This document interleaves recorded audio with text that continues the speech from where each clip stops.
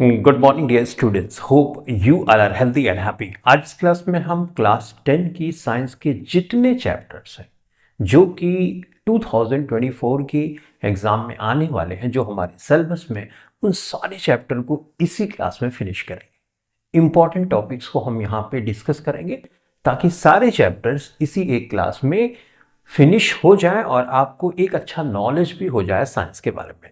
तो बच्चों, पहला चैप्टर है केमिकल रिएक्शंस एंड इक्वेशंस।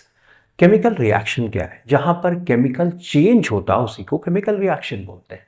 दूसरा, कैसे हमको पता चलेगा देख के कि केमिकल रिएक्शन हो रही है? सिंपल, अगर कहीं पे स्टेट में बदलाव हो, जैसे मैग्नीशियम के साथ ऑक्सीजन गैस की रिएक्शन होती है तो मैग्नीशियम ऑक्साइड बनता है। ऑक्सीजन एक गैसियस फॉर्म है, लेकिन मैग्नीशियम ऑक्साइड तो पाउडर के फॉर्म में होता है। तो गैस किस में चेंज हो गई? सॉलिड फॉर्म में, तो स्टेट बदल गया। इसी तरह से कहीं पर कलर का चेंज हो तो इसका मतलब केमिकल रिएक्शन हो रही है। अगर गैस निकल रही है तो भी केमिकल रिएक्शन हो रही है। अभी आगे कई एग्जाम्पल में आप ये देखो। चेंज इन टेम्परेचर, यानी टेम्परेचर में बदलाव हो तो भी हम बोलते हैं कि केमिकल रिएक्शन हो रही है। सही। अब एक केमिकल रिएक्शन को हम सिंबल के फॉर्म में लिखते हैं, तो symbolic representation of a chemical reaction is called chemical equation. Chemical reaction को सिंबल के फॉर्म में हम लिखते हैं तो उसको केमिकल इक्वेशन बोलते हैं, राइट।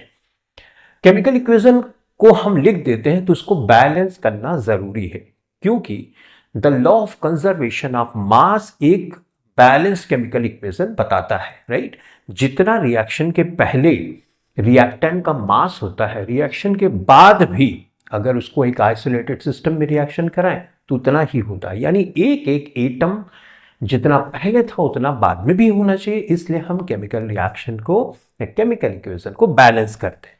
तो बच्चों, केमिकल रिएक्शन जैसे मैंने यहां पर एक लिखी हुई है, राइट, इसको बैलेंस करना चाहते हैं तो आप वहां से शुरू करो जहां पे नंबर ऑफ एटम ज्यादा हो या डिफरेंट टाइप के हो। तो लिस्ट मैं यहां से शुरू करता हूं। यहां पे 2 आयरन है और लेफ्ट हैंड साइड में, रिएक्टेंट के साइड में 2 आयरन नहीं है, तो हम यहां पे 2 बढ़ा देंगे। ध्यान रहे कि जो फार्मूला है जैसा है ऐसे ही रखना है। यहां पे आप कुछ नीचे चेंज नहीं करोगे, जो चेंज कर सकते हो फ्रंट में ही कर सकते हो। तो 2 आयरन, 2 आयरन, आयरन तो बैलेंस हो गया। अब यहां पे ऑक्सीजन है 3 और यहां पे ऑक्सीजन है सिर्फ 1। तो अगर मैं यहां पे 4 कर दूं, अगर मैं ऑक्सीजन यहां पे 3 कर दो, इस तरह से कर दो, सही है। तो ऑक्सीजन यहां से 3 हो गई और हाइड्रोजन, अब यहां पे मल्टीप्लाई करते हैं, 3 दूनी 6, 6 हाइड्रोजन, और यहां पे सिर्फ 2 है तो हमने यहां पर 3 कर दिया।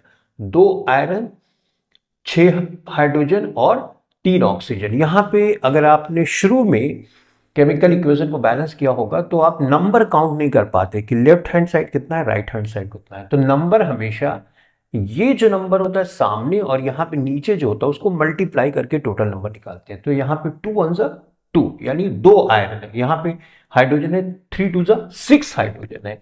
और यहाँ पे ऑक्सीजन कितनी है? फ्रंट से 1 3 है और यहाँ पे 1 है, 3 1 जा 3। I hope you have understood. और बहुत मुश्किल तुमको केमिकल इक्वेशन बैलेंस करने के लिए क्लास 10 में नहीं आता है, तो आप अगर हिट एंड ट्रायल मेथड भी यूज करते हो तो आसानी से कर लो। वैसे केमिकल इक्वेशन को बैलेंस करने के बहुत से मेथड है, मैंने इस चैनल की प्लेलिस्ट में कई मेथड बताए, तो आप वहां से सीख सकते हो। फिलहाल हिट एंड ट्रायल मेथड से भी आसानी से कर सकते हो। Implications of a balance chemical equation. Implication मतलब सूचना, इंफॉर्मेशन। एक केमिकल इक्वेशन से हमको क्या क्या इंफॉर्मेशन मिलती है अगर वो बैलेंस केमिकल इक्वेशन होता है। ऑब्वियसली हमको रिएक्टेंट के बारे में पता चल जाता है, प्रोडक्ट के बारे में पता चलता है, रिएक्टेंट के मास के बारे में पता चलता है, प्रोडक्ट के मास के बारे में पता चलता है। अगर गैसियस फॉर्म में कोई केमिकल इक्वेशन है तो हम ये भी बता सकते हैं कितना वॉल्यूम कितने के साथ कंबाइन करके कितना प्रोडक्ट बनेगा, राइट। मोल के बारे में हमको जानकारी पता चल जाती है। वैसे implications of balance chemical equation पे बहुत ही शायद ही कभी क्वेश्चन पूछा गया हो। फिलहाल समझना जरूरी है कि एक बैलेंस केमिकल इक्वेशन से हमको क्या क्या इंफॉर्मेशन मिलती है, वो मैंने थोड़ा सा शॉर्ट में आपको बता दिया। अब बच्चों, types of chemical reaction. Chemical reaction कितनी टाइप्स की होती है? तो पहला रिएक्शन है कॉम्बिनेशन। ध्यान से सुनना मेरी बात। ये है लेफ्ट हैंड साइड रिएक्टेंट और इधर प्रोडक्ट। प्रोडक्ट के साइड अगर एक प्रोडक्ट बनता है तो वो हमेशा कॉम्बिनेशन रिएक्शन होती है। देखो यहां पे एक दो और भी रिएक्टेंट हो सकते हैं, सब मिलके एक बनाएंगे सिंगल, तो उसको कॉम्बिनेशन रिएक्शन बोलते हैं। जैसे कैल्शियम ऑक्साइड क्विक लाइम बगैर बुझा हुआ चूने के साथ वाटर की रिएक्शन होती है तो कैल्शियम हाइड्रोक्साइड बनता है और हीट निकलती है। जिस रिएक्शन में हीट निकलती है उसको एक्सोथर्मिक, एक्स माने निकलना, एक्सोथर्म, थर्म मतलब हीट, हीट का निकलना। किसी रिएक्शन में हीट निकलती है तो उसको एक्सोथर्मिक बोलते हैं। तो एक्सोथर्मिक रिएक्शन भी ये है, साथ ही साथ एक कॉम्बिनेशन रिएक्शन भी है, क्योंकि इसमें दो रिएक्टेंट मिलके एक सिंगल प्रोडक्ट आते हैं। यहां रिएक्टेंट कितने भी हो सकते हैं लेकिन प्रोडक्ट हमेशा एक बने तो समझ जाना वो कॉम्बिनेशन रिएक्शन। दूसरा डिकम्पोजिशन रिएक्शन। डिकम्पोजिशन रिएक्शन जैसे फेरस सल्फेट है, फेरिक ऑक्साइड, सल्फर डाइऑक्साइड और सल्फर ट्राइऑक्साइड बन रही है। यहां पे देखो मैंने फिजिकल स्टेट भी लिख दिया। फिजिकल स्टेट तो हम एक केमिकल इक्वेशन लिख के नहीं बता पाते, लेकिन अगर उसमें एक्स्ट्रा में लिख दें तो और जानकारी मिल जाती है। तो यहाँ पे एस मतलब सॉलिड, एल मतलब लिक्विड। इसी तरह सॉलिड है और ये है गैशियस फॉर्म है, गैशियस फॉर्म है, तो मैंने लिख दिया हुआ है। किसी केमिकल इक्वेशन से ज्यादा इंफॉर्मेशन लेनी होती है तो हम ये फिजिकल स्टेट को लिख देते हैं। कई बार इस एरो पे बहुत सी चीजें लिखते हैं, राइट, जैसे मतलब क्या क्या कंडीशंस है, किस कंडीशन पे रिएक्शन होता है, जिससे हमको और एक्स्ट्रा इंफॉर्मेशन मिलती है। तो यहां पे इसकी पहचान क्या, डिकम्पोजिशन रिएक्शन में रिएक्टेंट के साइड एक सिंगल प्रोडक्ट, सिंगल रिएक्टेंट होगा, सॉरी सिंगल रिएक्टेंट होगा। यहां प्रोडक्ट के साथ यहां सिंगल होगा, टूट के दो या दो से ज्यादा बनाया गया, राइट, लेकिन इस साइड में सिंगल ही होगा, तो आप समझ जाना वो डिकम्पोजिशन है। अब डिकम्पोजिशन रिएक्शन में डिकम्पोज करना होता है यानी तोड़ना होता है, और किसी चीज को तोड़ोगे तो हीट आपको देनी पड़ेगी। तो ये रिएक्शन इंडोथर्मिक होती है, यानी इसमें रिएक्शन को चलाने के लिए, कराने के लिए हमको हीट देनी पड़ेगी। अब हीट हो सकता है कि टेम्परेचर के फॉर्म में हो, राइट, जैसे मान लो लाइट के फॉर्म में हो, राइट, तो ये फोटोलिटिक हो जाएगा। और अगर हीट के फॉर्म है तो थर्मोलिटिक हो जाएगा, राइट। और हीट के फॉर्म में, तो अगर इलेक्ट्रिसिटी के फॉर्म में है तो हमको इलेक्ट्रोलिटिक बोल सकते हैं इसको, राइट। जैसे वाटर को तोड़ना है तो इलेक्ट्रिसिटी पास करते हैं तो वाटर हाइड्रोजन और ऑक्सीजन भी टूट जाता है। तो इसका मतलब डिकम्पोजिशन रिएक्शन चलाने के लिए हमको हीट देनी पड़ती है। तो डिकम्पोजिशन रिएक्शन इंडोथर्मिक रिएक्शंस भी होती है। यहां पे एग्जांपल के लिए मैंने लिख दिया लेड नाइट्रेट। यहां पे देखो सिंगल है, ये भी सिंगल है, टूट के बना लेड ऑक्साइड, नाइट्रोजन डाइऑक्साइड, ये ब्राउन कलर की होती है ऑक्सीजन। इसी तरह से और भी बहुत से एग्जांपल्स हो सकते हैं। जैसे कैल्शियम कार्बोनेट को हीट दोगे, कैल्शियम ऑक्साइड और कैल्शियम कार्बन डाइऑक्साइड में टूट जाता है, तो वो क्या है, वो भी डिकम्पोजिशन है, क्योंकि कैल्शियम कार्बोनेट तो एक है ना, एक टूट के दो प्रोडक्ट बना रहे हैं, करेक्ट। डिस्प्लेसमेंट रिएक्शन को समझने के लिए मेटल रिएक्टिविटी सीरीज आपको समझनी होगी, जो है केदारनाथ का माली आलू जरा फीके पकाता है, ये मैंने ऑलरेडी क्लास में डिस्कस किया है। तो जो ऊपर होते हैं वो ज्यादा एक्टिव होते हैं, नीचे वाले कम एक्टिव होते हैं, तभी रिएक्शन होती है। समझ में एक बात, इसमें क्या होता है कि एक रिएक्टेंट का कुछ पार्ट दूसरा रिएक्टेंट ले लेता है लेकिन दूसरे को कुछ नहीं देता, यानी सिंगल डिस्प्लेसमेंट होता है। डिस्प्लेस मतलब अपने स्थान से किसी चीज को हटा देना, करेक्ट। तो देखो आयरन कॉपर सल्फेट है, अब आयरन ज्यादा एक्टिव है, मेटल रिएक्टिविटी सीरीज में आयरन ऊपर है, तो आयरन सल्फेट वाले पार्ट को ले लेता है, कॉपर को अलग कर देता है। तो कॉपर सल्फेट के सल्फेट वाले पार्ट को आयरन ने डिस्प्लेस कर दिया, इसलिए इसको डिस्प्लेसमेंट रिएक्शन बोलते हैं। अब यहाँ पे मैंने feasibility is decided on metal reactivity series. अभी मेटल रिएक्टिविटी सीरीज हम देखेंगे मेटल वाले चैप्टर। डबल डिस्प्लेसमेंट यानी डिस्प्लेसमेंट ये भी है। अब इसमें क्या होता है, जैसे सोडियम सल्फेट है, बेरियम क्लोराइड है, तो सोडियम वाला क्लोरीन से जुड़ता है, बेरियम वाला सल्फेट से जुड़ जाता है, यानी डबल डिस्प्लेसमेंट होता है, राइट। तो इस तरह से बेरियम सल्फेट और NaCl। अब इस रिएक्शन को हम प्रेसिपिटेशन रिएक्शन भी बोलते हैं, इसलिए क्योंकि इसमें प्रेसिपिटेट बनता है। प्रेसिपिटेट ऐसा जो पानी में घुलता नहीं, जब रिएक्शन होगी ना तो वो जाके, अगर मान लो किसी टेस्ट ट्यूब में आप रिएक्शन करा रहे, नीचे बैठ जाएगा, जो पानी में घुलता नहीं उसको प्रेसिपिटेट बोलते हैं। और जहां प्रेसिपिटेट जिस रिएक्शन में बनता है उसको प्रेसिपिटेशन रिएक्शन भी बोलते हैं। एग्जाम में क्वेश्चन आता है व्हाट इज प्रेसिपिटेशन रिएक्शन, तो the reaction in which formation of precipitate takes place is called precipitation reaction. तो यहां पे प्रेसिपिटेट बन गया। दूसरा एक रिएक्शन और लिखा है, लेड नाइट्रेट के साथ पोटेशियम आयोडाइड की रिएक्शन होती है तो लेड आयोडाइड बनता है, ये भी प्रेसिपिटेट है। बेरियम सल्फेट भी प्रेसिपिटेट है व्हाइट कलर का, और इस तरह से ये रिएक्शन हो जाती है। KNO3 ये होगा बच्चों की NO3, सही है कि NO3। हाँ, रिएक्शन यहाँ पे बैलेंस नहीं कर रहा हूँ, नो इश्यूज, आप बैलेंस कर लेना। तो precipitation reaction, double displacement reaction अगर देख रहे हो यहाँ पे दोनों प्रेसिपिटेशन रिएक्शन भी है। रिडॉक्स रिएक्शन, तो रिडॉक्स रिएक्शन जहां रिडक्शन होगा वहीं पर ऑक्सीडेशन है। रिडक्शन और ऑक्सीडेशन दोनों साथ साथ चलती है, सही है। तो जैसे कॉपर ऑक्साइड है, हाइड्रोजन की रिएक्शन हो रही है, तो यहां पे कॉपर बनता है और वाटर निकलती है। अब आप यहां पे नहीं पहचान पाते हो कि कहां ऑक्सीडेशन हो रहा है, कहां रिडक्शन हो रहा है। ध्यान से देखना, देखो कुछ कॉपर ऑक्साइड, यहां पे ऑक्सीजन है और यहां पे कॉपर के साथ ऑक्सीजन नहीं है, इसका मतलब कॉपर निकल गई। जब कॉपर निकल गई तो इसका क्या हुआ, इसका हो गया रिडक्शन। कॉपर से ऑक्सीजन निकल गई तो इसका हो गया रिडक्शन। रिडक्शन कौन कर रहा है, ऑब्वियसली हाइड्रोजन, तो ये रिड्यूसिंग एजेंट होगा। अब यहां पे देखो हाइड्रोजन के साथ ऑक्सीजन है, नहीं है।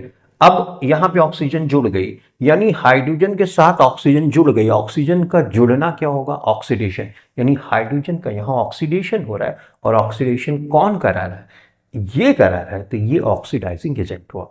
Oxidation and reduction reaction take place simultaneously, जहां पे ऑक्सीडेशन होगा वहीं पे रिडक्शन होगा। ये बात यहां पर मैंने लिख दी है, ठीक है। अब बच्चों आता है कोरोजन। कोरोजन का मतलब मेटल का खराब हो जाना।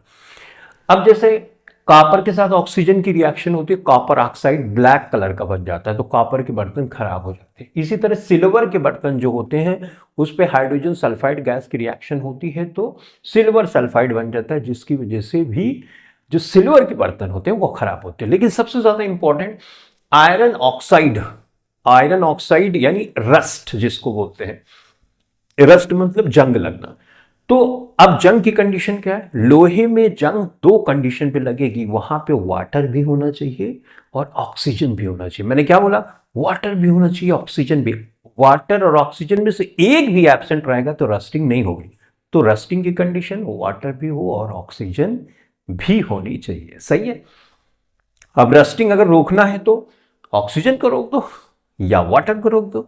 तो उसको रोकने के लिए हम ग्रीस लगाते हैं, पेंटिंग करते हैं, ऑयलिंग करते हैं, गैल्वेनाइजेशन है, जिंक की प्लेटिंग कर देते हैं, जिससे कि वायु या वाटर संपर्क में नहीं आ पाता है आयरन के, और आयरन हमारा सुरक्षित हो जाता है।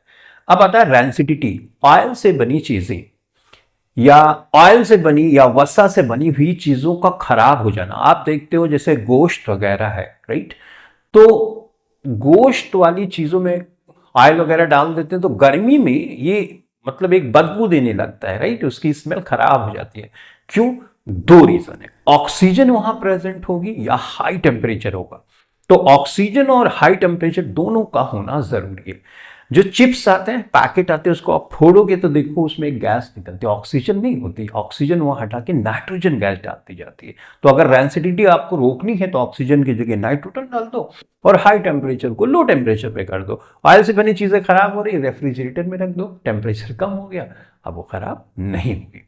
तो इस तरह से हमने इस चैप्टर को कंप्लीट किया और मेन चीजें मैंने बताई। यहां पे एक दो चीजें और, जैसे केमिकल फार्मूला आपको बनाने आना चाहिए, मैंने डिटेल में आपको समझाया, राइट।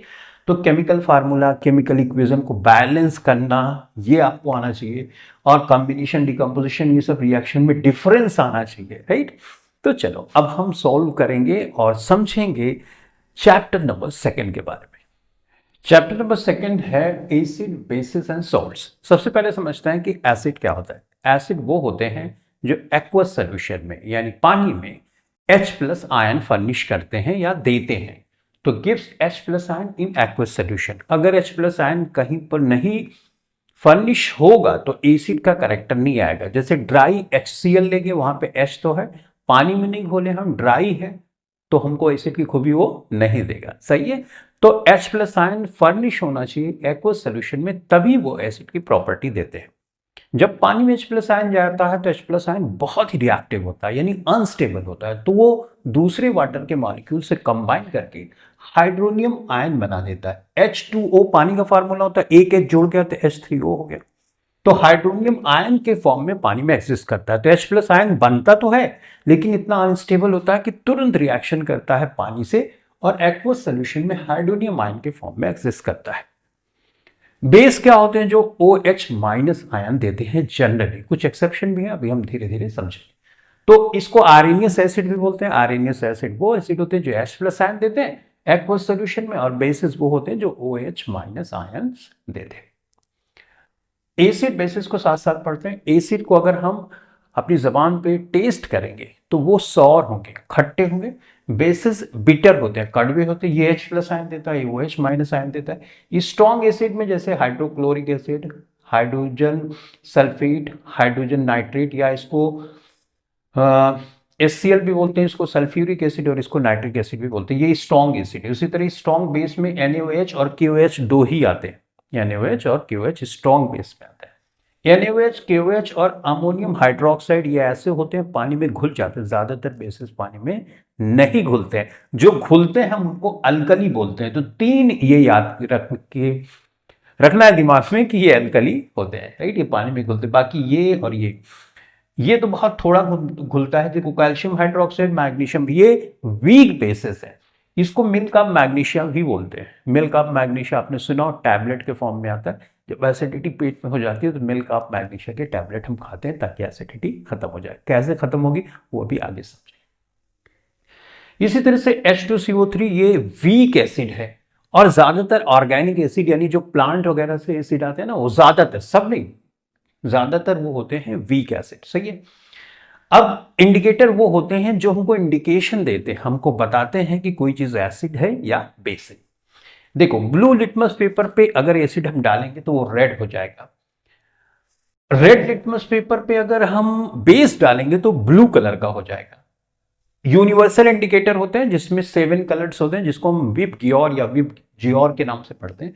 अगर आपने उस पर डाला एसिड तो आप देखोगे या तो येलो होगा, ऑरेंज होगा, रेड इस तरफ आएगा। और अगर बेस होगा तो ब्लू होगा, इंडिगो होगा, वायलेट होगा, उस तरफ जाएगा। सही है। तो आपने डाला, अगर वायलेट आया तो क्या है? वो बेस है।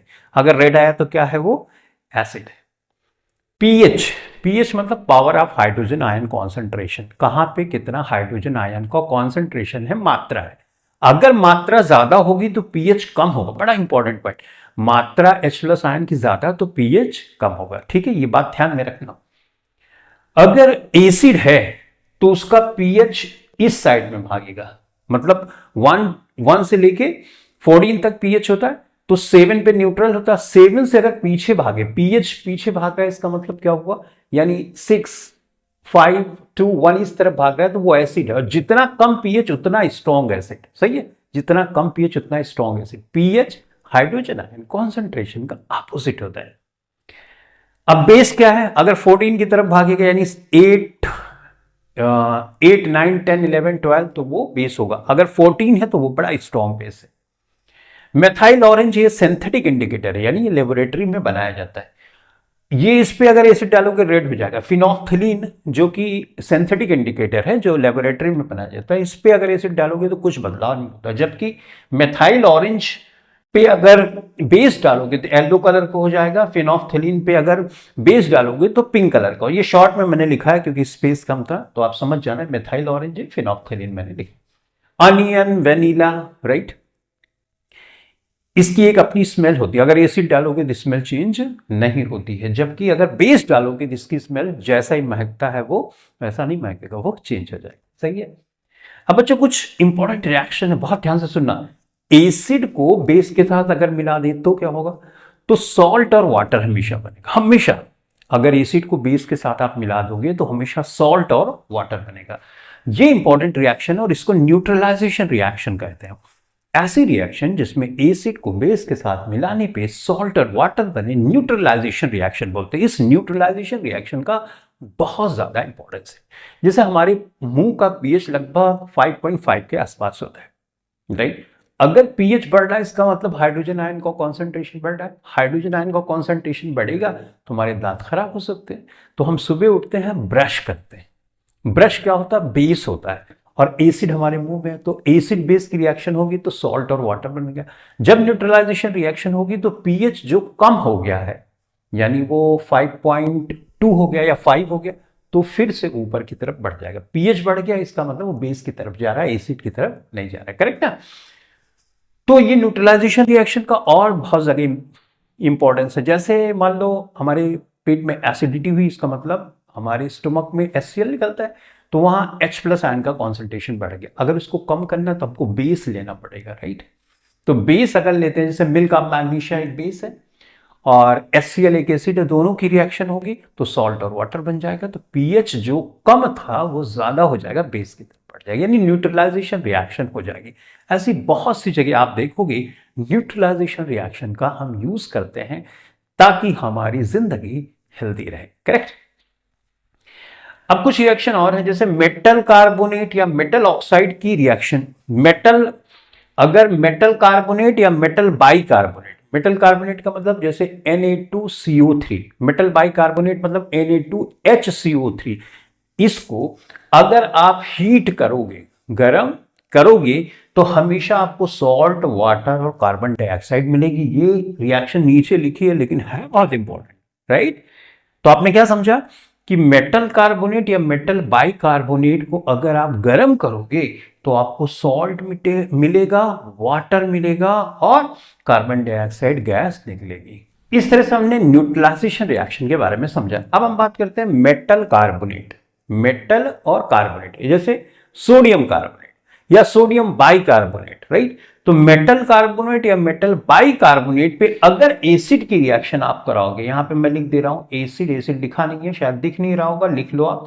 मेटल कार्बोनेट या मेटल बाइकार्बोनेट के साथ एसिड की रिएक्शन आप कराओगे तो हमेशा सॉल्ट, वाटर और कार्बन डाइऑक्साइड आपको मिलेगी। क्या मिलेगी? आपको मिलेगा सॉल्ट, वाटर और कार्बन डाइऑक्साइड। बड़ी इंपॉर्टेंट रिएक्शन है, मैंने डिटेल में सारी रिएक्शंस को आपको पहले समझाया हुआ है। अब ये तो हो गया एसिड और बेसिस के बारे में। अब एक आता है मेटल ऑक्साइड। तो मेटल ऑक्साइड, जैसे हमने ये मेटल लिया और इसके साथ ऑक्सीजन जोड़ दी, तो मेटल ऑक्साइड हमेशा कौन से नेचर के होते हैं? बेसिक नेचर के होते हैं। अब यहां पे देखो OH- आयन नहीं है, सिर्फ O है, लेकिन इसकी खूबी बेसिक की तरह है।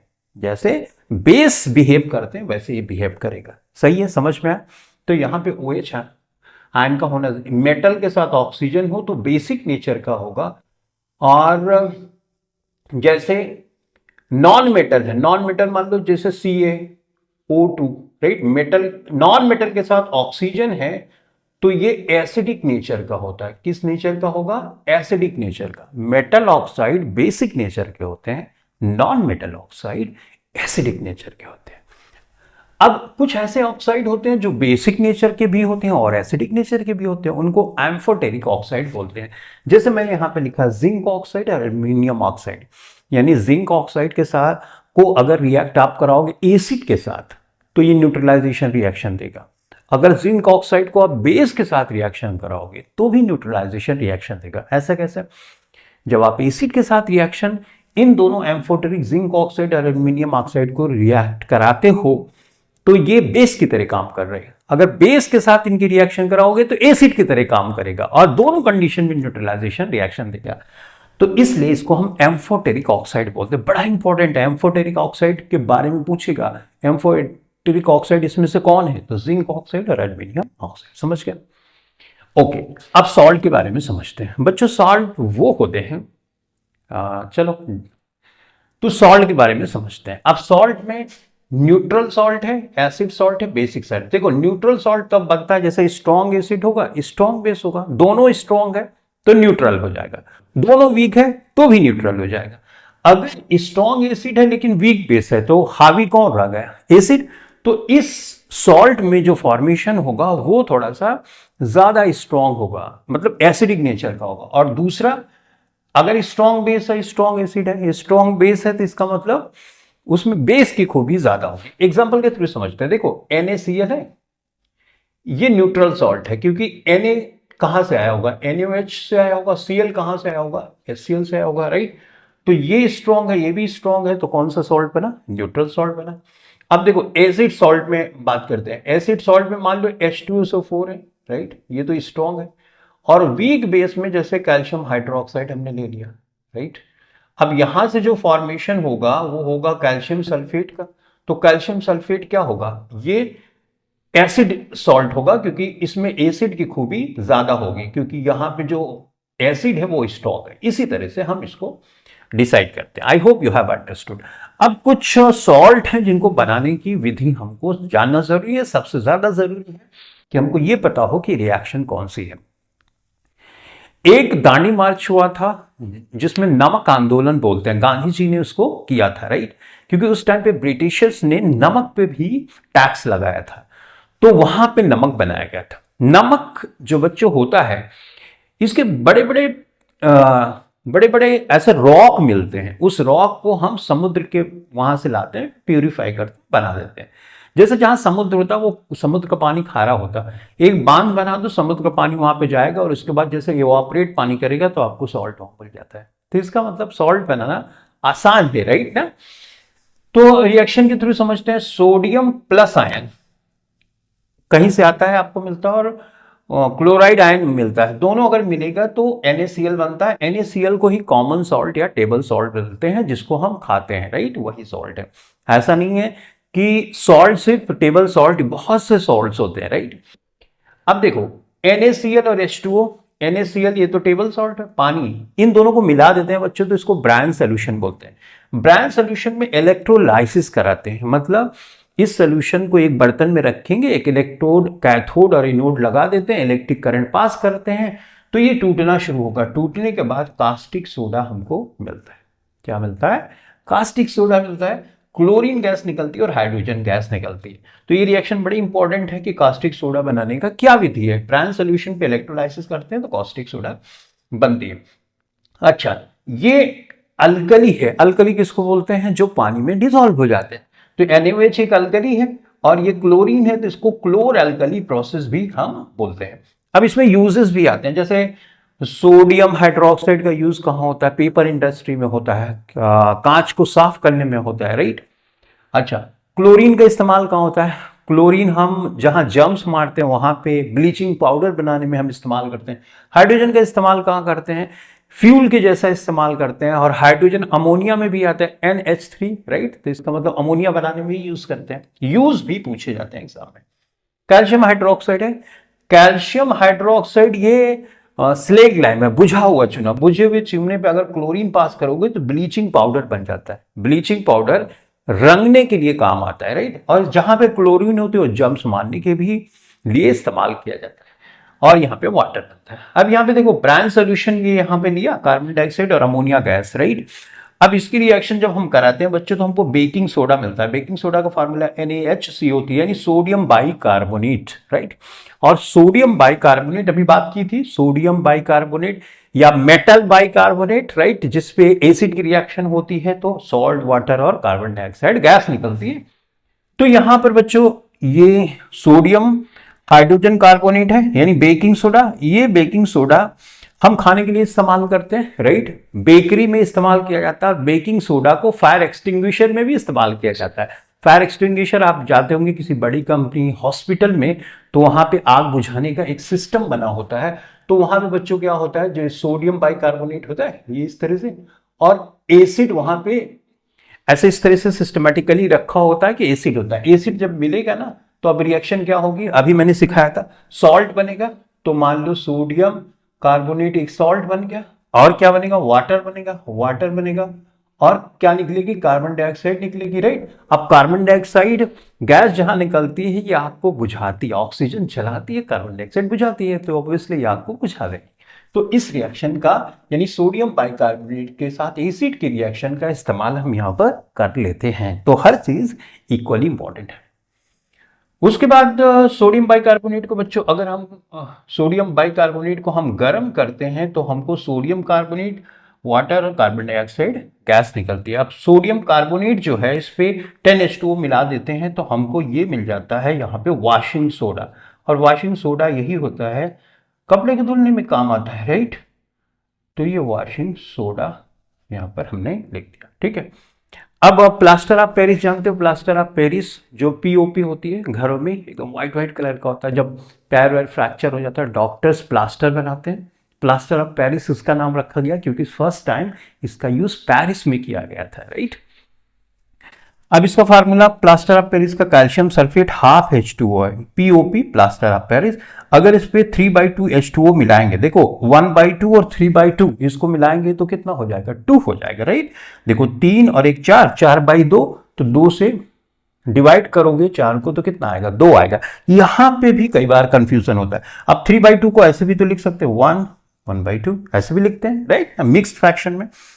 तो इससे कंफ्यूज नहीं होना, 1/, यानी calcium sulphate into half H2 plaster of Paris पे 3/2 H2O जब मिलाया जाता है, ये पाउडर के फॉर्म में होता है, जब मिलाया जाता है तो ये हार्ड हो जाता है, जिसका formula calcium sulphate into 2H2O, या इसको जिप्सम भी बोलते हैं, जिप्सम हार्ड। अब जिप्सम से इसको बनाना प्लास्टर ऑफ पेरिस को, तो ऑब्वियसली इसको गर्म कर दोगे तो 3/2 H2O निकल जाएगा, तो प्लास्टर ऑफ पेरिस बन जाएगा। पूरे चैप्टर की मेन चीजों को पढ़ा। अब हम बात करेंगे नेक्स्ट चैप्टर।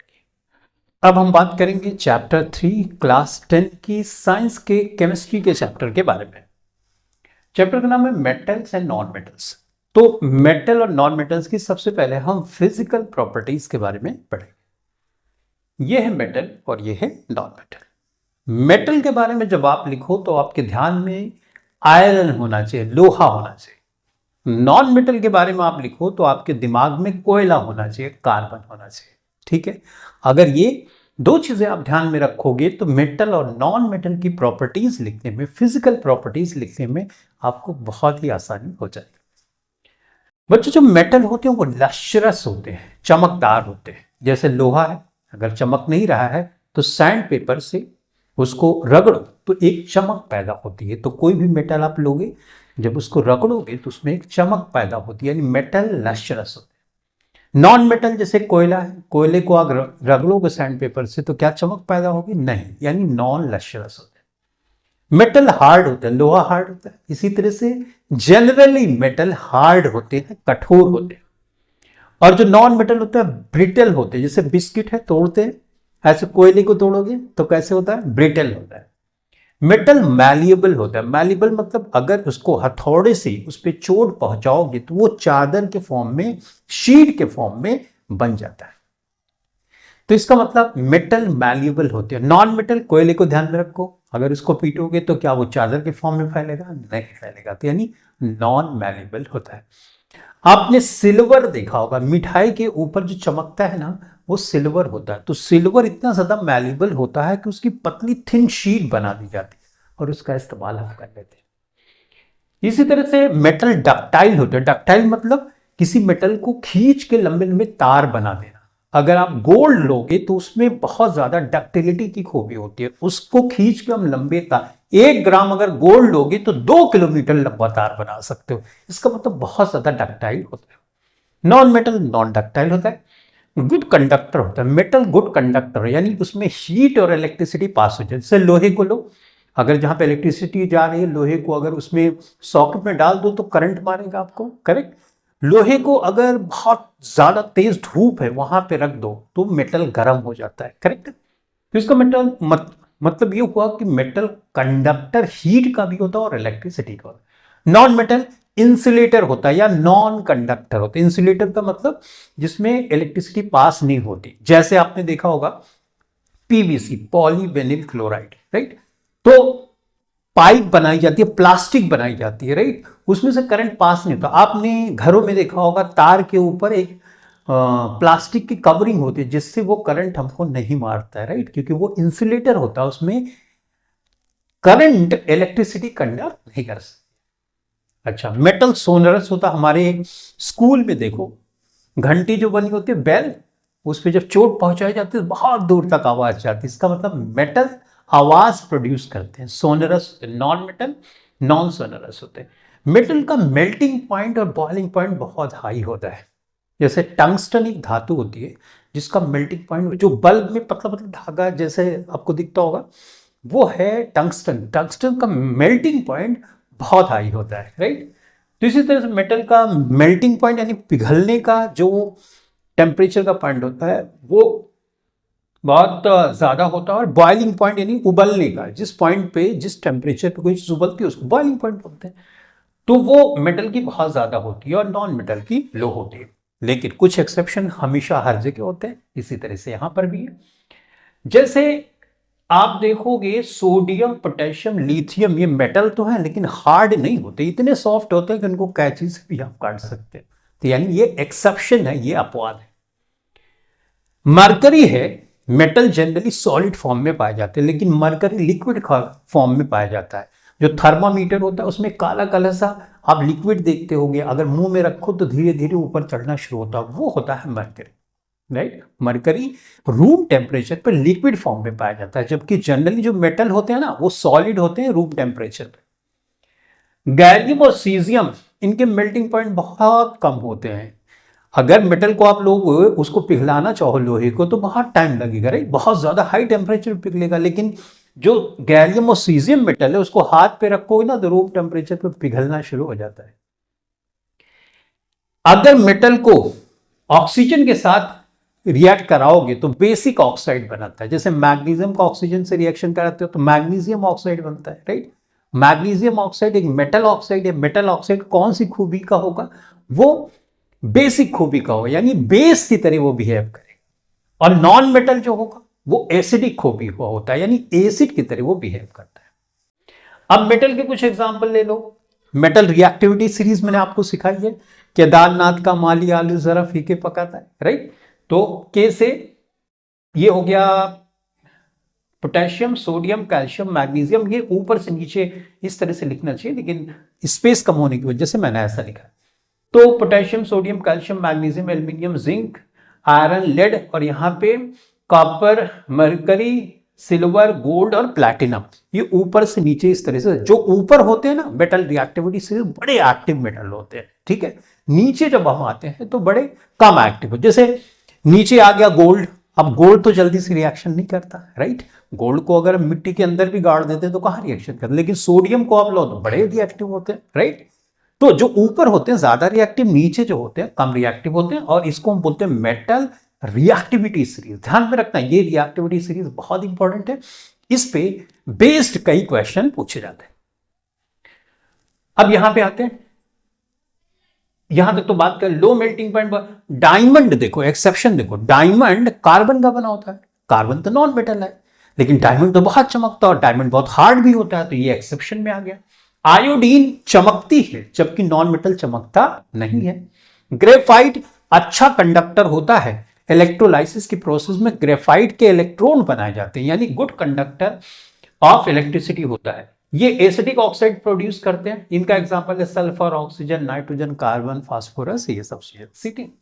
तो इस तरह से फिजिकल प्रॉपर्टी हमने पढ़ा। अब हम बात करेंगे बच्चों केमिकल प्रॉपर्टीज के बारे में। देखो, मेटल के साथ ऑक्सीजन की रिएक्शन होती है, मेटल ऑक्साइड बनता है। जैसे कॉपर के साथ ऑक्सीजन की रिएक्शन, कॉपर एक मेटल, ऑक्सीजन की रिएक्शन हो गई तो कॉपर ऑक्साइड बन गया, राइट।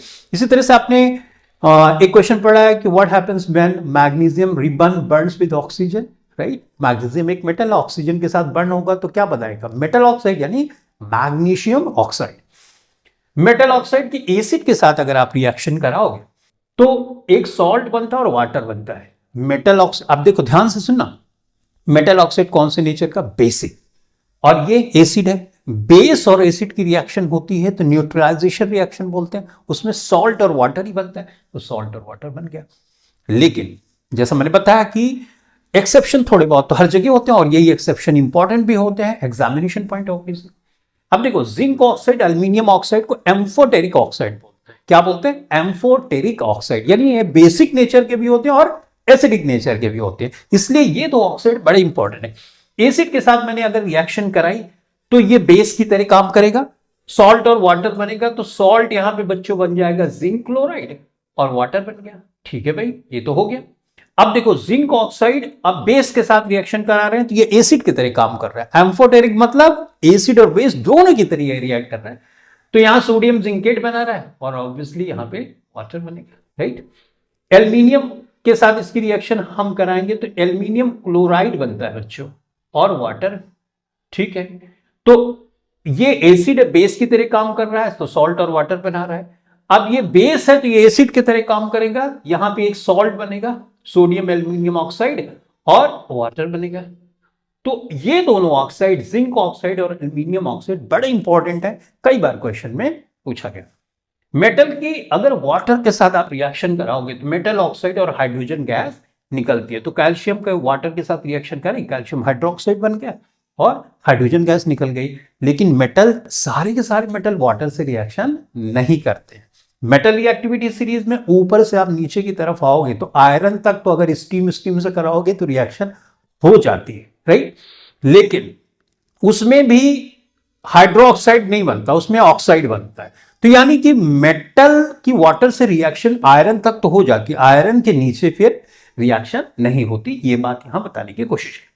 अब बच्चों, मेटल अगर एक ले लो और एक दूसरा मेटल ले लो, उसका सोल्यूशन ले लो। जैसे यहां पे आयरन लिया और कॉपर सल्फेट हमने ले लिया, कॉपर सल्फेट का सोल्यूशन ले लिया, आयरन ले लिया। अब ये रिएक्शन तभी होगी जब, जैसे आयरन है ना, आयरन मेटल रिएक्टिविटी सीरीज में ऊपर हो, तभी ये रिएक्शन हो सकती है। अगर कॉपर होता और फेरस सल्फेट होता तो रिएक्शन नहीं होती, क्योंकि जो कॉपर है वो नीचे होता है। तो मेटल रिएक्टिविटी सीरीज बड़ी इंपॉर्टेंट है। मेटल रिएक्टिविटी सीरीज में देखो क्या ये रिएक्शन होगी, कॉपर तो ये बाद में आ रहा है और आयरन पहले आ रहा है। इसका मतलब आयरन ज्यादा रिएक्टिव है, ये सल्फेट को खींच लेगा और सल्फेट को खींच के फेरस सल्फेट बना देगा और कॉपर अलग हो जाएगा। तो ये सोल्यूशन पहले ब्लू कलर के तुमको दिखाई देगा, जब रिएक्शन होने लगेगी ना तो ये ग्रीन कलर का हो जाता है, ठीक। तो इस तरह से ये रिएक्शन हो जाती है। तो तुमको समझना है कि रिएक्शन होगी कि नहीं होगी। अब करोजन क्या, करोजन का मतलब डिके ऑफ मेटल। अब मेटल का डिके कैसे होता है, जैसे मान लो आयरन है, आयरन पे ध्यान से सुनना, आयरन का डिके होता है तो रस्टिंग होती है, जंग लगती है। जंग लगने का दो रीजन होता है, वाटर होना चाहिए, ऑक्सीजन हो, दोनों में से एक भी एब्सेंट है तो रस्टिंग नहीं होती। तो रस्टिंग की कंडीशन क्या, ऑक्सीजन होना चाहिए और वाटर, तो रस्टिंग हो जाएगी। और रस्टिंग को ही हम बोलते हैं कि लोहे में जंग लगना या लोहा खराब हो जाना। अब लोहा खराब ना हो इसके लिए अगर हम वाटर रोक दें या ऑक्सीजन रोक दे तो रस्टिंग नहीं होगी। उसके लिए हम ग्रीजिंग करते हैं, ऑयलिंग करते हैं, पेंटिंग करते हैं, गैल्वेनाइजेशन करते हैं, जिंक की प्लेटिंग कर देते हैं, जिससे वायु का संपर्क, ऑक्सीजन का संपर्क लोहे से नहीं हो पाता या वाटर का संपर्क नहीं हो पाता और रस्टिंग नहीं होती। इसी तरह से कॉपर की अगर ऑक्सीजन के साथ रिएक्शन, कॉपर ऑक्साइड बन जाता काले कलर का। सिल्वर की अगर हाइड्रोजन सल्फाइड के साथ रिएक्शन हो जाएगी तो सिल्वर सल्फाइड बन जाता है। यह भी एक तरह से सिल्वर को खराब कर देता। तो मेटल का खराब होना ही करोजन कहलाता है। अब बच्चों, हम नेक्स्ट दो टॉपिक है, एक मेटलर्जी है और दूसरा आयनिक कंपाउंड की प्रॉपर्टीज, उसके बारे में पढ़ेंगे। तो अब हम बात करेंगे आयनिक कंपाउंड्स के बारे में। आयनिक कंपाउंड्स, नाम देखने से लग रहा है कि इसमें आयंस का फॉर्मेशन होगा। अब आयंस का फॉर्मेशन कैसे होगा ये हमको सीखना है और आयनिक कंपाउंड्स की क्या प्रॉपर्टीज है इसके बारे में हमको सीखना है। तो सबसे पहले हम आयनिक कंपाउंड्स की प्रॉपर्टीज के बारे में सीखेंगे।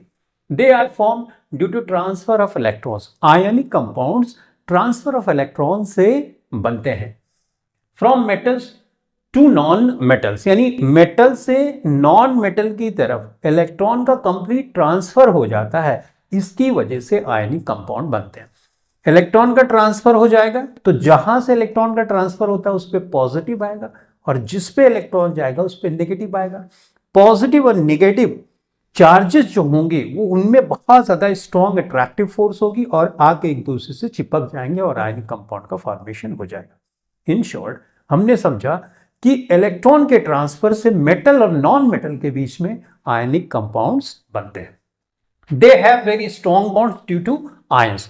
स्ट्रॉन्ग बॉन्ड हो गए क्योंकि आयंस जहां होते हैं, चार्जेस जहां होते हैं, उनके बीच में फोर्स ऑफ अट्रैक्शन बहुत ही स्ट्रॉन्ग होती है, इसलिए उनके बीच में जो बॉन्ड्स बनते हैं वो भी स्ट्रॉन्ग होते हैं। They have high melting and boiling point. जब बॉन्ड स्ट्रॉन्ग होंगे तो उनको पिघलाना और उनको बॉयल करना भी मुश्किल होगा। Do not conduct electricity. अगर आयनिक कंपाउंड बन गया तो उसमें से इलेक्ट्रिसिटी कंडक्ट नहीं होगी, जैसे NaCl यानी टेबल सॉल्ट, उसमें इलेक्ट्रिसिटी कंडक्ट नहीं होती। लेकिन अगर उसको हम पिघला दें, मॉल्टन स्टेट में लेके आ जाए तो वो Na+ और Cl- में आ जाएगा। और हम जानते हैं कि चार्ज के फ्लो को ही हम इलेक्ट्रिसिटी बोलते हैं। तो जब चार्ज बन गया मॉल्टन स्टेट में तो वो चार्ज चलेगा तभी तो इलेक्ट्रिसिटी कंडक्ट होगी। यानी मॉल्टन स्टेट में आयनिक कंपाउंड इलेक्ट्रिसिटी कंडक्ट करते हैं, जबकि जनरली अगर मॉल्टन स्टेट में नहीं है तो कोई इलेक्ट्रिसिटी कंडक्ट नहीं होती। They are non directional. उनके बॉन्ड्स नॉन डायरेक्शनल, जैसे सोडियम है, क्लोरीन है, क्लोराइड आयन और सोडियम आयन है, राइट। तो वो कहीं से भी आके चिपक जाते हैं, कोई डायरेक्शन नहीं है। तो क्या ऐसे भी बॉन्ड्स होते हैं जिसमें डायरेक्शन होती है? हाँ, होते हैं। कोवैलेंट जो कंपाउंड्स होते हैं उसमें जो कोवेलेंट बॉन्ड्स बनते हैं उनकी डायरेक्शन फिक्स होती है, उनका शेप कैसा होता है ये भी फिक्स होता है।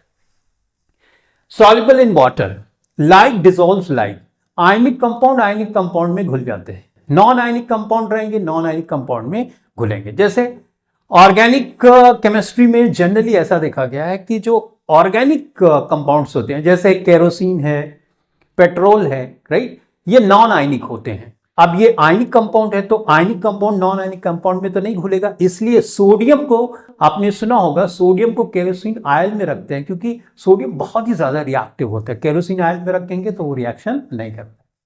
तो जो आयनिक कंपाउंड होते हैं वाटर में घुल जाते हैं। वाटर में क्यों घुलते हैं? क्योंकि वाटर H+OH- में होता है। अब आयन पहले से है तो आयनिक कंपाउंड डालोगे तो आयन एक दूसरे में डिसॉल्व हो जाते हैं, और केरोसिन और पेट्रोल में जो कि नॉन आयनिक कंपाउंड है इसमें डिसॉल्व नहीं होते। अब लुईस डॉट स्ट्रक्चर हम देखते हैं। हम जानते हैं सोडियम का इलेक्ट्रॉनिक कॉन्फ़िगरेशन होता है 281।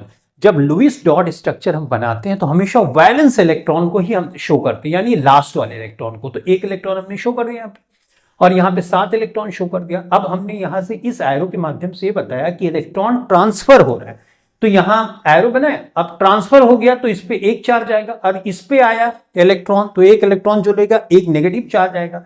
तो जिसपे पॉजिटिव होता है उसको कैटायन बोलते हैं, जिसपे नेगेटिव होता है उसको एनायन बोलते हैं, और ये दिखाने का तरीका होता है। अब मैग्नीशियम का एक दूसरा एग्जांपल, मैग्नीशियम का अगर इलेक्ट्रॉनिक कॉन्फ़िगरेशन लिखोगे तो एटॉमिक नंबर होता है 12, 2, 8, 10 और 2, लास्ट में 2 आया तो वैलेंस इलेक्ट्रॉन 2 हुए, वही 2 यहां पे शो किया। क्लोरीन का आपको पता ही है कि 7 हमको शो करना है। अब यहां पे 2 क्लोरीन हमको लेनी पड़ेगी, एक यहां पे ट्रांसफर हुआ इलेक्ट्रॉन मैग्नीशियम से, एक यहां पे 2 इलेक्ट्रॉन टोटल ट्रांसफर हुआ, तो चार्ज कितने आए? 2+ आए, यानी कैटायन 2+ हुआ। और यहां पे एनायन के लिए हमने सिर्फ एक क्लोरीन को दिखाया लेकिन यहां पे 2 लगा दिया, यानी 2 क्लोरीन सेम जैसा है। तो इस तरह से इसका रिप्रेजेंटेशन का तरीका, ये लुईस डॉट स्ट्रक्चर है जो एग्जाम में आपके पूछा जाता है। तो आपको लुईस डॉट स्ट्रक्चर कुछ कंपाउंड्स की प्रैक्टिस कर लेनी है, ठीक है। अब ये आयंस बन गए तो ऑब्वियसली चिपक जाएंगे, नॉन डायरेक्शनल है, किसी भी डायरेक्शन से चिपक जाएंगे और एक कंपाउंड फॉर्मेशन करेंगे जो कि आयनिक कंपाउंड्स होता है। तो ये तो है आयनिक कंपाउंड्स के बारे में। अब बच्चों हम मेटल के बारे में पढ़ रहे हैं तो ऑब्वियसली मेटल, सारे मेटल तो ऐसे फ्री स्टेट में नहीं पाए जाते, वो कहीं ना कहीं रिएक्शन करके रहेंगे। अब हमको प्योर मेटल अगर चाहिए तो उसके लिए हमें तो मेहनत करनी पड़ेगी। तो मिनरल से, जो मिनरल है उस मिनरल से जब हम मेटल निकालते हैं तो उसको मेटलर्जी बोलते हैं। तो नेचुरली जो अर्थ क्रस्ट में मेटल पाए जाते हैं उसको मिनरल बोलते हैं, लेकिन फिर और किसको बोलते हैं? मिनरल से, ऐसे मिनरल से जिससे बड़ी आसानी से कम लागत पे हम मेटल निकाले उसको ओर बोलते हैं। यानी ओर मिनरल ही होते हैं लेकिन ऐसे मिनरल होते हैं जिनको लो कॉस्ट पे और आसानी से हम मेटल उससे निकाल सकते हैं। अब गैंग क्या है? गैंग वो इंप्योरिटीज है जो मेटल के साथ लगी हुई है, जैसे हो सकता है सॉइल हो, सैंड हो, इसको हम गैंग बोलते हैं। बच्चों मेटल रिएक्टिविटी सीरीज इस चैप्टर में बहुत इंपॉर्टेंट है। ये है potassium, sodium, calcium, magnesium, aluminium, zinc, iron, lead, copper, silver, gold, ये सब मेटल है। ये ज्यादा रिएक्टिव है और नीचे कम रिएक्टिव है। जो ज्यादा रिएक्टिव होगा ऑब्वियसली वो किसी ना किसी से रिएक्शन करके ही रखेगा, राइट। ऑक्सीजन से तो 100% इनका रिएक्शन रहता है और उनसे ऑक्सीजन हटाना बड़ा मुश्किल है और हमको हटा के प्योर मेटल चाहिए, राइट।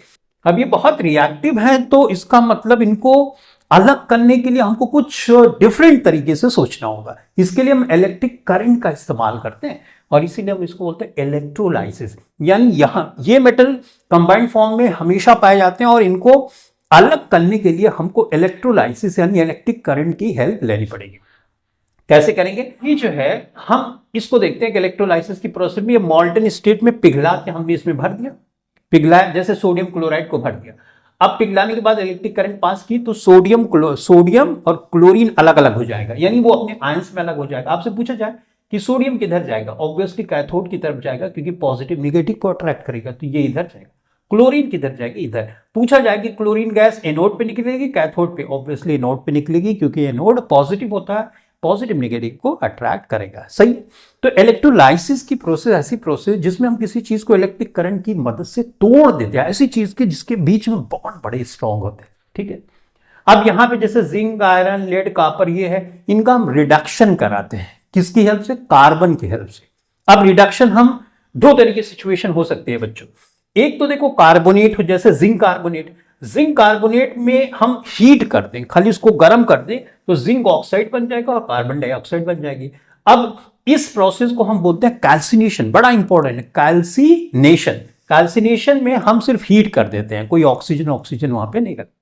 लेकिन हो सकता है ये जो मेटल है सल्फाइड के फॉर्म में हो, यानी उसमें सल्फाइड मिला हो। तो अगर ऐसा मिला जैसे जिंक सल्फाइड के फॉर्म में पाया जाए तो आपको ऑक्सीजन देनी पड़ेगी, ऑक्सीजन दे के आप जिंक ऑक्साइड में उसको कन्वर्ट कर देते हैं। अब ये ऑक्सीडेशन जब हम किसी चीज का करा देते तो ऑक्सीडेशन करने के बाद ऑक्सीजन निकालना इजी होता है, इसलिए हम क्या करते हैं कि पहले जैसे सल्फाइड के फॉर्म में उसको ऑक्सीडाइज कर देते, ऑक्सीजन के फॉर्म में लेके जाते हैं, राइट। तो ऑक्सीजन के फॉर्म में लेके जाएंगे तो इजी हो जाएगा। तो इस तरह से जिंक ऑक्साइड बन गया। अब जिंक ऑक्साइड को फर्दर हम चीजें उसमें करते हैं और जिंक निकाल देते हैं। तो यहां पे आपने सीखा कैल्सिनेशन के लिए सिर्फ हीट देना जरूरी है, जबकि रोस्टिंग के लिए सफिशिएंट ऑक्सीजन की जरूरत होती है। सिल्वर गोल्ड को ज्यादा कुछ करना ही नहीं होता है, ये रिएक्टिव ही नहीं होते क्योंकि मेटल रिएक्टिविटी सीरीज में नीचे है, रिएक्शन ही नहीं करते। आपने सुना होगा कि बहुत दिनों का सोना जमीन में गड़ा रहता है और बहुत दिनों के बाद निकालते हैं तो भी वैसा का वैसा रहे, लेकिन सोडियम को डाल दोगे तो क्या वहां रहेगा? नहीं रहेगा। सोडियम तो बहुत ही रिएक्टिव है, यहाँ ऐसे हाथ पे रख दो तो भी सोडियम वहां पे गायब हो सकता है, राइट, क्योंकि वो रिएक्टिव है, इसीलिए हम केरोसिन ऑयल में उसको रखते हैं। तो मैंने ये बताया कि मेटल रिएक्टिविटी सीरीज बहुत इंपॉर्टेंट है, राइट। तो इस तरह से हमने इस चैप्टर के मेन पॉइंट्स को डिस्कस किया। अब हम बात करेंगे नेक्स्ट चैप्टर की। अब हम पढ़ेंगे chapter 4 carbon and it's compounds. नाम से लग रहा है कि कार्बन और उससे रिलेटेड कंपाउंड्स के बारे में इस चैप्टर में हम पढ़ते हैं। कार्बन को हम C से दिखाते हैं, C से डिनोट करते हैं। कार्बन का एटॉमिक नंबर 6 होता है, यानी नंबर ऑफ इलेक्ट्रॉन और प्रोटॉन एक न्यूट्रल एटम में 6 होते हैं। नंबर ऑफ न्यूट्रॉन इसमें होते हैं 6 क्योंकि इसका एटॉमिक मास होता है 12, 12 में से 6 माइनस करेंगे तो number of neutron 6, proton 6, neutron 6 और इलेक्ट्रॉन भी 6 होते हैं न्यूट्रल मॉलिक्यूल में और एटॉमिक मास होता है 12। Carbon is found as CO2, carbon dioxide के फॉर्म में ये एटमॉस्फेयर में 0.03% होता है एंड इन अर्थ क्रस्ट, और अर्थ क्रस्ट में ये होता है 0.02%।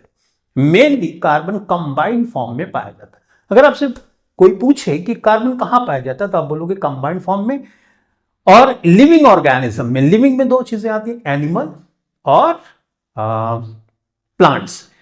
तो जो लकड़ी होती है यानी जितने प्लांट्स होते हैं सब कार्बन के बने, हमारा शरीर, और जितने एनिमल्स हैं सबका शरीर बना है कार्बन का। तो कार्बन यहां पे कंबाइंड फॉर्म में पाया जाता है। Carbon shows tetra covalency. अभी हमने थोड़ी देर पहले पढ़ा था आयनिक कंपाउंड जिसमें आयंस बनते थे, इसमें शेयरिंग ऑफ इलेक्ट्रॉन से बॉन्ड बनेगी जिसको हम कोवैलेंट बॉन्ड बोलते हैं। ये 4 इस तरह के बॉन्ड बना सकता है कार्बन। तो कार्बन शोज टेट्रा कोवैलेंसी, और ये प्रॉपर्टी इसके अंदर इसलिए आती है क्योंकि इसकी स्मॉल साइज होती है और एक कार्बन दूसरे कार्बन से कनेक्ट करके लंबी चेन बना सकता है, ब्रांच चेन बना सकता है, रिंग वाले स्ट्रक्चर बना सकता है। तो ऐसी प्रॉपर्टी जिसके द्वारा एक कार्बन दूसरे कार्बन से कनेक्ट करके लंबी लंबी चेन, ब्रांच चेन और रिंग वाले स्ट्रक्चर बना ले, उसको हम बोलते हैं कैटिनेशन। ठीक है। Properties of covalent compounds. Covalent compounds sharing of electron से बनते हैं। कैसे बनते हैं वो तो अभी बाद में देखेंगे। कोवैलेंट कंपाउंड बन गए, जैसे आयनिक कंपाउंड बन गए थे तो उसकी प्रॉपर्टी हमने पढ़ी थी, उसी तरह से कोवैलेंट कंपाउंड की प्रॉपर्टी हम पढ़ेंगे। They are formed due to sharing of electrons between non-metal and non-metal. Generally non-metal non-metal के बीच में ये covalent bonds का formation होता है। They have low melting point और boiling point. Melting point और boiling point इनके कमजोर होते हैं, यानी boil और melt ये आसानी से कर देते हैं compared to ionic compound. Ionic compound का melting point और boiling point high होता है। They form directional bond. ये डायरेक्शनल बॉन्ड होती है, कहीं से भी आके कनेक्ट नहीं हो जाएंगे, एक स्पेसिफिक शेप होता है इनका जिसके बारे में आप हायर क्लासेस में डिटेल में पढ़ोगे। तो ये डायरेक्शनल बॉन्ड होते हैं। पुअर कंडक्टर ऑफ इलेक्ट्रिसिटी होते हैं क्योंकि आयंस का फॉर्मेशन इसमें नहीं होता, इसलिए इसमें इलेक्ट्रिसिटी कंडक्ट नहीं होती। लुईस डॉट स्ट्रक्चर के बारे में बात करते हैं। लुईस डॉट स्ट्रक्चर में हमेशा वैलेंस इलेक्ट्रॉन को दिखाया जाता है, बाहर के इलेक्ट्रॉन को दिखाया जाता है। ऑक्सीजन का एटॉमिक नंबर होता है 8, तो 2 और 6 इसका एटॉमिक नंबर हुआ। बाहर के शेल में 6 इलेक्ट्रॉन है तो 6 इलेक्ट्रॉन को हमने यहां पे शो कर दिया, 2 यहां, 2 यहां, 2 यहां। ठीक है। और इसी तरह से दूसरे ऑक्सीजन के एटम का भी हमने शो किया। अब ऑक्सीजन मॉलिक्यूल अगर बनना है तो ये 2 इलेक्ट्रॉन की शेयरिंग ये करता है, 2 इलेक्ट्रॉन की शेयरिंग, यानी टोटल 4 इलेक्ट्रॉन की शेयरिंग होती है। और हम जानते हैं कि कोई कंपाउंड स्टेबल तब होता है जब उसका ऑक्टेट पूरा होता है, और हाइड्रोजन के केस में डुप्लेट पूरा होना चाहिए। तो अब इसका 8 देखो, 2 2 4 2 6 2 8, इसका 8 पूरा, 2 2 4 2 6 2 8, इसका भी 8 पूरा। तो ये इलेक्ट्रॉन ना तो इस ऑक्सीजन ने लिए ना तो इस ऑक्सीजन ने लिए, ये चारों इलेक्ट्रॉन सिर्फ बीच में रखे गए, जिसको ये भी शेयर कर रहा है, ए भी शेयर कर रहा है। तो ये शेयरिंग ऑफ इलेक्ट्रॉन से बॉन्ड बन रहे हैं, इसलिए हम इसको कोवैलेंट बॉन्ड बोलते हैं। और 2 इलेक्ट्रॉन से एक बॉन्ड इस तरह से हम दिखाते हैं। तो यहां पे एक बॉन्ड ये बन गया, एक बॉन्ड, यानी 2 बॉन्ड हमने दिखा दिया। इसी तरह से हाइड्रोजन का भी आप सीख लेना, नाइट्रोजन का भी सीख लेना, और ऑक्टेट पूरा करके इस तरह से आपको प्रैक्टिस करनी है। अब ये है एथेन का।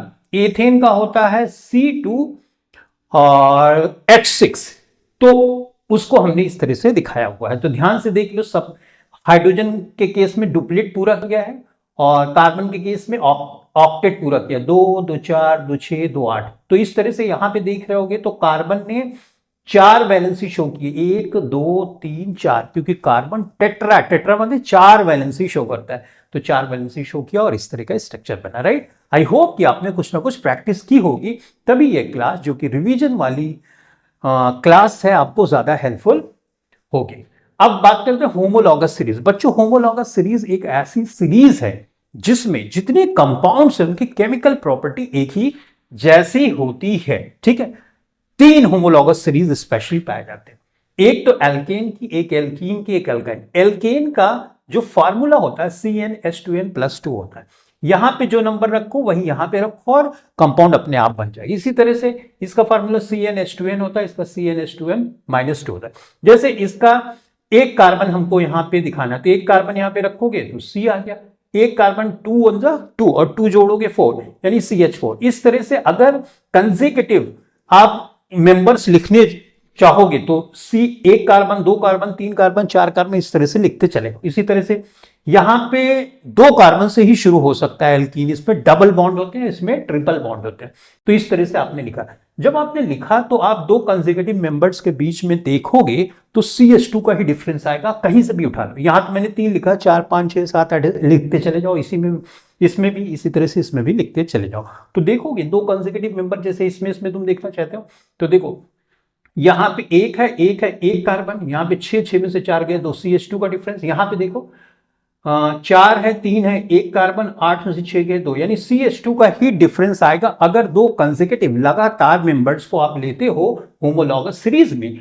तो इसका मतलब होमोलॉगस सीरीज में 2 कंसेक्यूटिव मेंबर्स के बीच में कितने का डिफरेंस होता है? CH2 का। तो एक होमोलॉगस सीरीज ये हो गई, ये हो गई, एक ये हो गई। अच्छा, एटॉमिक मास कभी कभी पूछता है कितने का डिफरेंस होगा, तो CH2 का डिफरेंस है तो एक कार्बन का 12 होता है और 2 हाइड्रोजन का 2, तो 14 एटॉमिक मास यूनिट का डिफरेंस होता है। केमिकल प्रॉपर्टी होमोलॉगस सीरीज की सेम होती है, तो इसकी प्रॉपर्टी सेम होगी, इसकी प्रॉपर्टी केमिकल प्रॉपर्टी सेम होगी, इसकी भी केमिकल प्रॉपर्टी सेम होगी। अब बच्चों, सैचुरेटेड कार्बन कंपाउंड क्या? ऐसे कार्बन कंपाउंड जिसमें डबल बॉन्ड और ट्रिपल बॉन्ड ना हो, राइट, यानी सिंगल बॉन्ड हो, एल्केन वाला, तो उसको सैचुरेटेड बोलते हैं। अनसैचुरेटेड कार्बन कंपाउंड से कंपाउंड है जिसमें डबल बॉन्ड और ट्रिपल बॉन्ड हो तो उसको अनसैचुरेटेड बोलते हैं। सही है।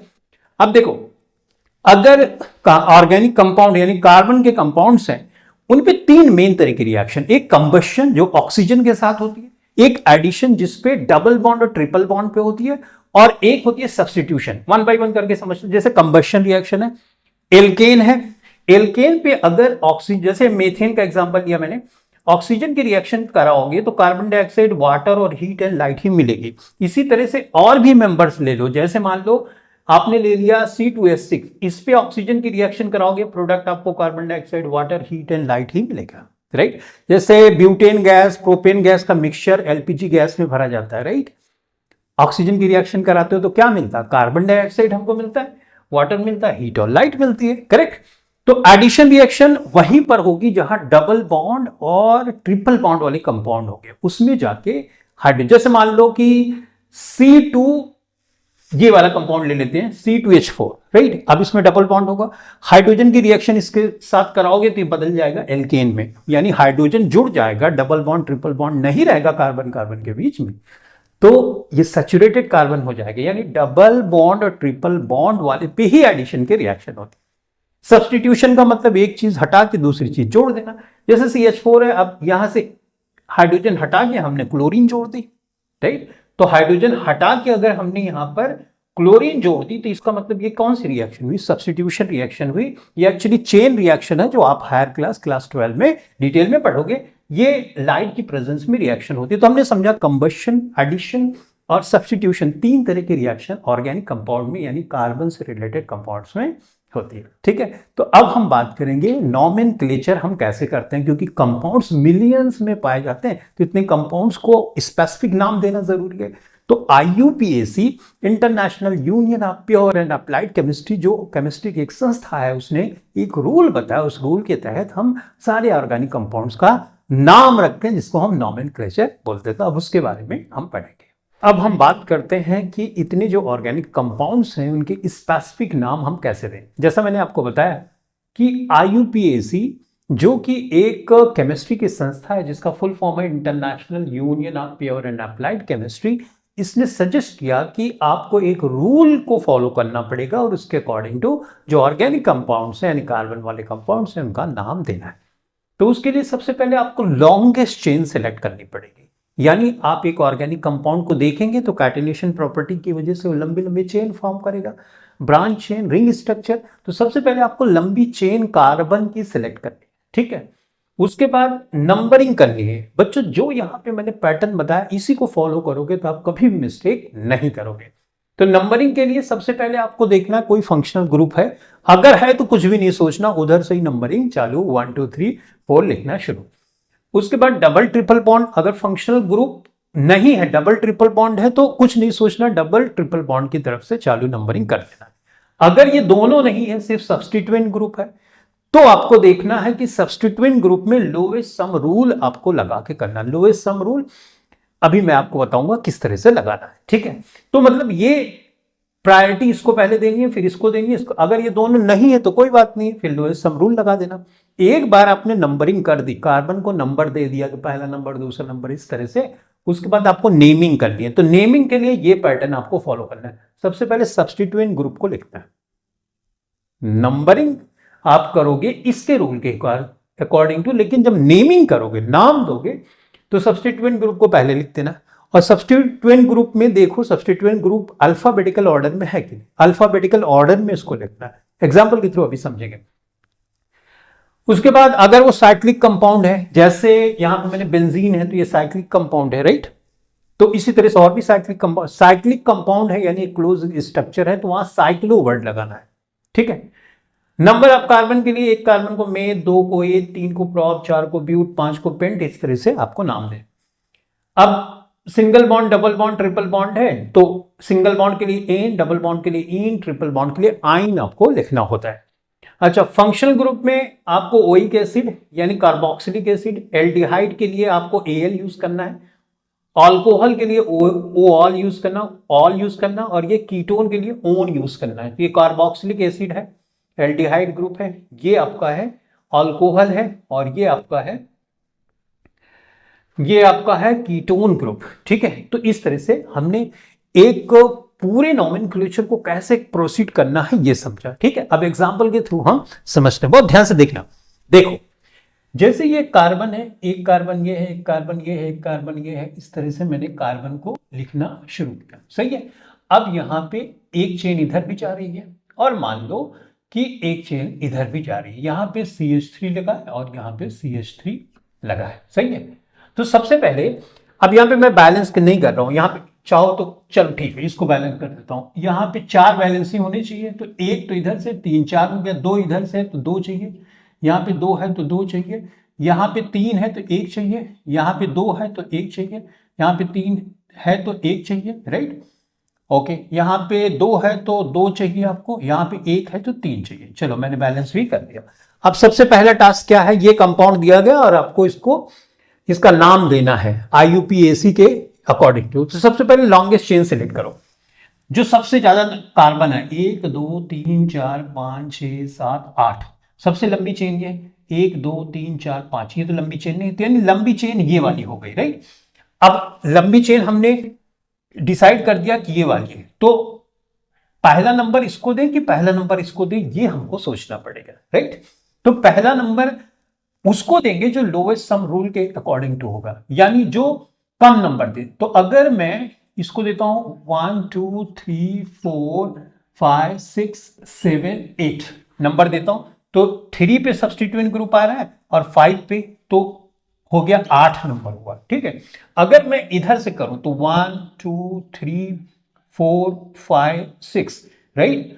तो यहां पे 4 और 6 पे आ रहा है सब्स्टिट्यूएंट ग्रुप, तो 4 और 6 ऐड करोगे तो ये आएगा 10। तो लोएस्ट कौन है 8, तो नंबरिंग कौन सी बच्चों करेंगे, नंबरिंग हम करेंगे इस साइड से, यो इस साइड से हम नंबरिंग करने वाले हैं, तो इस साइड से नंबरिंग, तो ये हो गया। अब यहां पे हमको फंक्शन ग्रुप तो है नहीं, डबल बॉन्ड ट्रिपल बॉन्ड भी नहीं है, सब्स्टिट्यूएंट ग्रुप है, तो सब्स्टिट्यूएंट ग्रुप का लोएस्ट सम रूल लगा कि हमने ये सीख लिया कि नंबरिंग इधर से, तो ये हो गया, लॉन्गेस्ट चेन सिलेक्ट कर लिया और नंबरिंग भी हो गई, डन। अब नेमिंग की बात आती है, नेमिंग के लिए हमको अल्फाबेटिकल ऑर्डर फॉलो करना होगा। तो यहां पे जो चेन हमने सिलेक्ट करी, जिसकी नंबरिंग कर दी, उसके बाद जो छूट जाता है उसको हम सब्स्टिट्यूएंट ग्रुप बोलते हैं। मैंने क्या बोला, लंबी चेन जो जिसको नंबरिंग हमने की है उसके अलावा जो बचेगा वो सब्स्टिट्यूएंट ग्रुप है। तो यहां पे 2 सब्स्टिट्यूएंट ग्रुप है। अब सब्स्टिट्यूएंट ग्रुप को अल्फाबेटिकल ऑर्डर में लिखना है, ये भी मेथाइल है, ये भी मेथाइल है। एक कार्बन को हम बोलते हैं मेथ, अगर मेथेन हम बोले तो हम बोलेंगे CH4, तो मेथेन से एक कार्बन निकाल दोगे तो आइल बोलते हैं, जैसे एक कार्बन निकालते हैं मेथाइल। अगर 2 कार्बन है C2H6 है तो ये तो मेथेन हो गया, एथेन हो गया, एक कार्बन निकालेंगे उसको बोलेंगे एथाइल, राइट। तो देखो, तो ये मेथाइल है। तो अब इसका अगर हम इसको नाम देना चाहें तो कैसे नाम देंगे, तो सबसे पहले अल्फाबेटिकल ऑर्डर में, तो यहां पे तो 2 जगह है, तो हम लिखेंगे 3, कॉमा लगाएंगे, डिजिट डिजिट के बीच में कॉमा लगाते हैं और डिजिट और लेटर के बीच में डैश लगाते हैं, 3 5। अब यहां पे क्या है, 2 है ना, तो 2 के लिए डाई मेथाइल, ये हमने लिख दिया 3 5 डाई मेथाइल। तो यानी सब्स्टिट्यूएंट ग्रुप का हमने यहां पे नेमिंग कर दी अल्फाबेटिकल ऑर्डर में। मेथाइल मेथाइल दोनों होता है, अल्फाबेटिकल ऑर्डर आपको देखना नहीं है, ये मेथाइल M देखना होता है, राइट। चलो भाई, ये तो हो गया। अब साइक्लिक कंपाउंड है, नहीं।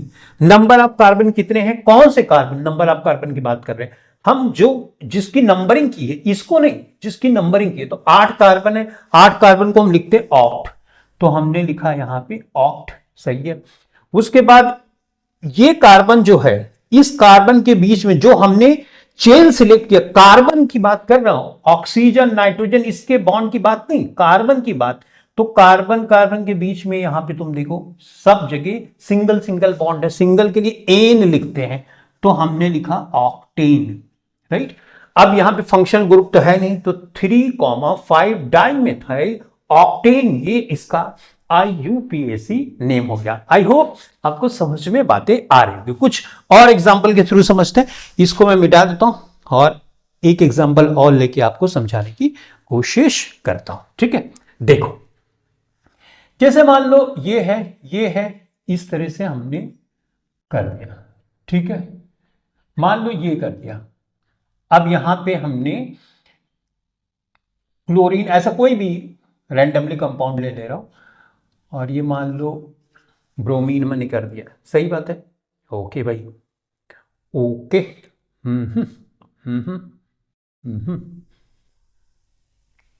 ठीक। और यहां पे मान लो मैंने CH3 लगा दिया, ठीक। अब बच्चों देखो, ये कंपाउंड है, यहां पे कार्बन की वैलेंसी आप बैलेंस कर लोगे, कार्बन हमेशा 4 वैलेंसी, 1 है तो यहां पे 3 है, यहां पे 3 है तो यहां पे 1, इस तरह से बैलेंस कर सकते हो, ठीक बात, ओके। अब इसको नाम देना है, नाम देना है तो सबसे पहले लॉन्गेस्ट चेन कार्बन की सिलेक्ट करो, 1 2 3 4 5 6 7 8।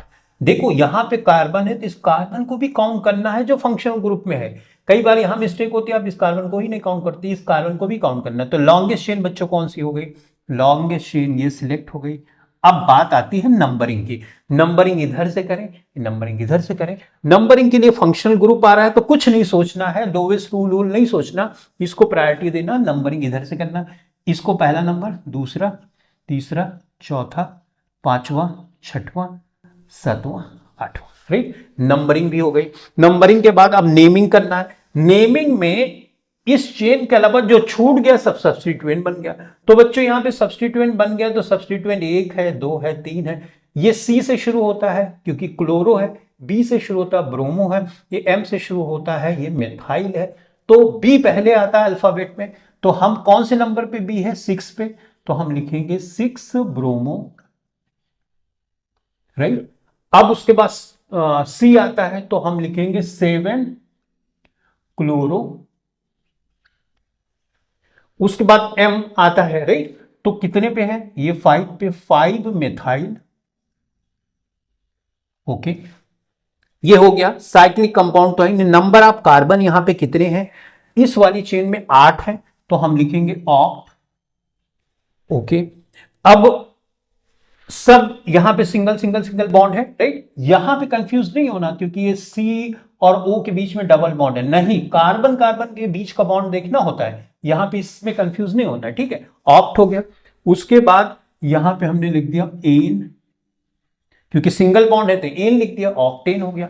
अभी फंक्शनल ग्रुप यहां पे बचाओ। फंक्शनल ग्रुप COOH को ओइक एसिड लिखते हैं। ये पहले पे है तो चाहो तो उसका पोजीशन फर्स्ट पे, और इसके लिए लिखते हैं ओइक एसिड, तो हमने लिखा ओइक एसिड।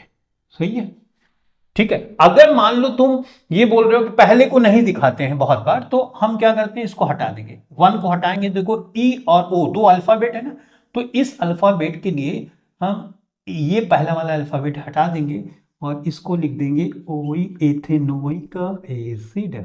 सही है। तो इस तरह से हमने IUPAC नॉमेनक्लेचर के बारे में सीखा। आप थोड़ी सी और प्रैक्टिस करना और अच्छे से इसको समझना, ठीक है। अब बच्चों यहाँ पे इस स्ट्रक्चर को देखो, इसको बोलते हैं बेंजीन। बेंजीन में कितने डबल बॉन्ड है, कितने सिंगल बॉन्ड है, कितने हाइड्रोजन है, कितने कार्बन है, ये आप अच्छे से अपने दिमाग में बिठा लो। अच्छा, एक स्ट्रक्चर और देखते हैं, इसको जरा, इसका IUPAC नाम देखो,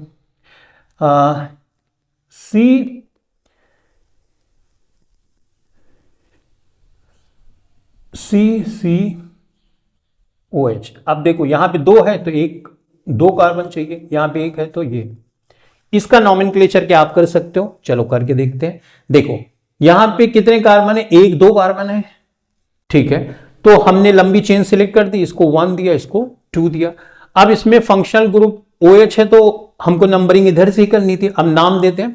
देखो यहां पे 2 कार्बन है, कोई सब्स्टिट्यूएंट ग्रुप नहीं है, साइक्लो भी नहीं है, नंबर ऑफ कार्बन 2 है, तो हम इसको बोलेंगे एथ, राइट। अब कार्बन कार्बन के बीच में सिंगल बॉन्ड तो एथेन, राइट। और उसके बाद सिंगल बॉन्ड है तो एथेन हो गया। अब फंक्शनल ग्रुप ऑल है तो हम इसको ऑल लिख देंगे, ये हो गया एथेनॉल, राइट। अच्छा, अब यहां पे एक COOH कर दें और इस पे CH3 कर दें। इसका नॉमेनक्लेचर अगर हम करना चाहें, 2 कार्बन है, 2 कार्बन को एथ बोलते हैं, तो एथ लिख दिया हमने, एथ, ठीक है। और ओइक एसिड है तो एथेनोइक एसिड, राइट। तो एथेनॉल का ये फार्मूला है। और एथे यहां पे देखो हमने गलत कर दिया क्योंकि एक सिंगल बॉन्ड के लिए एन लिखना होता है, एथेन, और ओइक पहले पे है COH तो एथेनोइक एसिड हमने इसको कर दिया। सही है। तो एथेनॉल, एथेनोइक एसिड, ये 2 कंपाउंड आपके बुक में दिए गए। एथेनॉल ये क्या है? शराब है। एथेनोइक एसिड, एसिटिक एसिड भी इसको हम बोलते हैं, सिरका जिसको हम बोलते हैं, राइट। और ये एथेनॉल जो कि अल्कोहल होता है, शराब होती है, इसको हम पीते हैं, राइट। तो C2H5OH। और बच्चों अगर हम C डबल बॉन्ड OH ये ऐसे हम लिख दें, इसकी दोनों की रिएक्शन हम करा दें, यानी अल्कोहल का एसिड से रिएक्शन करा दें, तो यहां पे पानी निकल जाता है। पानी निकल के क्या बनता है देख लेते हैं। C2H5O, C double bond CH3। बच्चों इस कंपाउंड को बोलते हैं ईस्टर। क्या बोलते हैं? ईस्टर। तो ये कंपाउंड भी ध्यान में रखना कि अल्कोहल और एसिड की रिएक्शन जब होती है तो पानी निकल जाता है और कंपाउंड बनता है ईस्टर। इस तरह से हमने केमिस्ट्री के चारों चैप्टर्स को खत्म किया। Thanks for watching this video. Thank you very much.